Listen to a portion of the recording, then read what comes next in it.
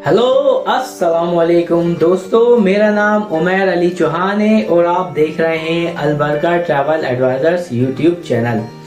आज की वीडियो में जिस कंट्री के बारे में मैं आपको बताऊंगा वो है आइसलैंड। जी हाँ, आइसलैंड का वीज़ा आप किस तरह से हासिल कर सकते हैं और वहाँ पर सेटल होना चाहते हैं तो वहाँ पर बिजनेस करना चाहते हैं तो वहाँ की अगर आप नेशनैलिटी हासिल करना चाहते हैं तो कौन कौन से ऑप्शन आपके पास मौजूद हैं और आपके पास किस जगह अप्लाई करेंगे, कैसे अप्लाई करेंगे और कौन कौन से डॉक्यूमेंट्स आप अप्लाई करेंगे, वो तमाम चीज़ें मैं आपके साथ इस वीडियो में शेयर करूंगा। तो इस वीडियो को एंड तक देखें और इससे पहले आपसे रिक्वेस्ट है कि आप हमारे चैनल को सब्सक्राइब करें जो कि बिल्कुल फ्री है और एक छोटा सा बेल का आइकन को ज़रूर क्लिक कीजिएगा ताकि आपको सबसे पहले नोटिफिकेशन मिलती रहे।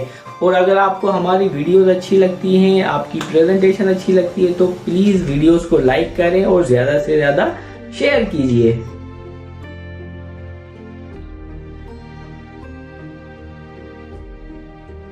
तो दोस्तों, मैं आज आपको जिस कंट्री के बारे में बता रहा हूँ वो है आइसलैंड। जी हाँ, आइसलैंड जो कि अपने सरसब्ज पहाड़ों और खूबसूरत नदियों का मुल्क है। आइसलैंड अपने खूबसूरती की वजह से सियाहों की पहली चॉइस है। देखें, आइसलैंड जो है नॉर्वे और ग्रीनलैंड के दरमियान मौजूद है, जिसके रकबे की बात करें तो अगर हम 1,03,000 स्क्वायर किलोमीटर पर फैला हुआ है और आइसलैंड की अगर आबादी की बात करें तो वो 3,30,000 के करीब है। आइसलैंड अपना जो वेस्टर्न एरिया है वो जो बड़ी हैरानगी की बात है कि ये इतनी आबादी है, इसका रकबा जो है काफ़ी ज़्यादा है, मगर जो आइसलैंड का जो वेस्टर्न एरिया है वहाँ पर अभी तक कोई आबादी बहुत कम है या तो है नहीं। उसकी वजह ये है कि जब वहाँ पर बहुत ज़्यादा सर्दी पड़ती है। और अपना जो आइसलैंड है 1944 में जो है एक कंट्री है जो दुनिया के नक्शे पर उजागर हुआ था। और यहाँ पर जो आइसलैंड की अगर हम इकोनॉमी की बात करें कि उसकी बहुत तेज़ी से उसने ग्रोथ किया है और वो आज यूरोप के मजबूत तरीन इकोनॉमीज में शुमार होता है। आइसलैंड में जो करेंसी की बात करें तो आइसलैंडिक करोना जो है वो यूज़ होता है और एक करोना पाकिस्तानी 1.117 यूरो है, मतलब ₹1.17 के बराबर है। और अगर आइसलैंड की जो पर कैपिटल इनकम के बारे में बताता चलूँ कि वो $53,000 है जो पर एनुअल है। जी हाँ, एक सालाना $53,000 है। और आइसलैंड की एक और चीज़ के बारे में मैं आपको बताऊं कि जो उसका जो वेजेस है वो $10 के करीब है। मतलब ये वो उन लोगों के लिए जो वहाँ पर लीगली काम कर रहे हैं, जो लीगल तौर पर वहाँ पर ले हैं, और जो इलीगल है वहाँ पर उनको कम पे किया जाता है। देखिए, आइसलैंड में जहाँ पर बहुत खूबसूरत मकामात है वहाँ पर नॉर्दर्न आइस की वजह से भी बहुत जाना जाता है और ये नज़ारे बहुत खूबसूरत और पड़ने वाली लाइट से पूरे आइसलैंड पर आसमानों पर देखी जा सकती है। आपने देखा होगा कि ज़मीन से आसमान की तरफ लाइट निकल रही होती है या कभी आसमान से ज़मीन पर आ रही होती है और आपको ये इसके अलावा पूरी दुनिया में कहीं भी रोशनी देखने को नहीं मिलेगी। इन लाइट से आप सिर्फ अगर लुत्फ अंदोज होना चाहते हैं तो जो इसका बेस्ट टाइम है ना वो सितंबर से लेके अप्रैल तक होता है। तो दोस्तों, ये तो हो गई आइसलैंड के बारे में, एक उसकी खूबसूरती के बारे में कुछ इन्फॉर्मेशन। अब मैं आपको बताता हूँ कि आइसलैंड का वीज़ा कैसे हासिल कर सकते हैं और आपने अगर कहाँ और किस तरह से अप्लाई करना है और कौन कौन से डॉक्यूमेंट्स आपको चाहिए। तो डिटेल्स बताने से पहले मैं आपको एक बात बताता चलूँ कि आइसलैंड की जो वीज़ा रेशो है ना वो बहुत ही ज़बरदस्त है। अगर आप शेंजन वीज़ा अप्लाई करना चाहते हैं या आप अपना प्लान कर रहे हैं तो आप Iceland is the one of the best option for you.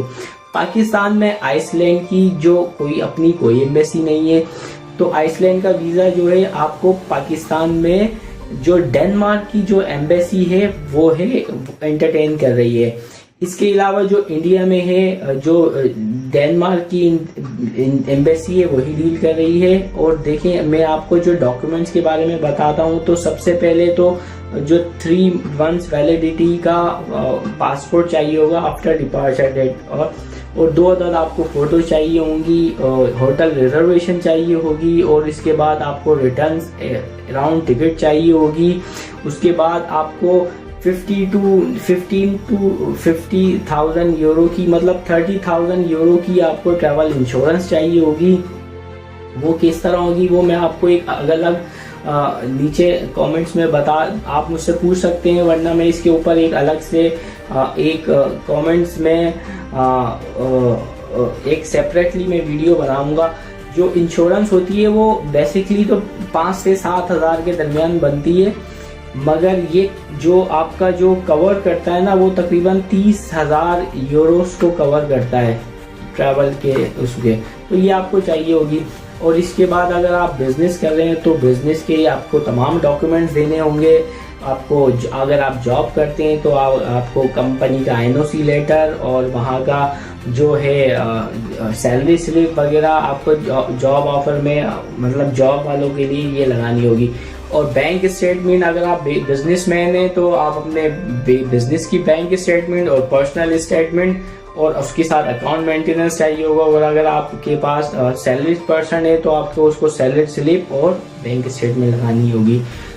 जो पर्सनल की, जो सैलरी पर्सन के लिए जो पर्सनल की बैंक स्टेटमेंट है वो लगानी होगी। और अगर आपके पास बैंक स्टेटमेंट मौजूद नहीं है और आप वीज़ा हासिल करना चाहते हैं तो हमारे चैनल पर एक मैंने वीडियो बनाई है कि बिना बैंक स्टेटमेंट्स के वीज़ा किस तरह से हासिल किया जा सकता है, how to apply a visa without bank statement.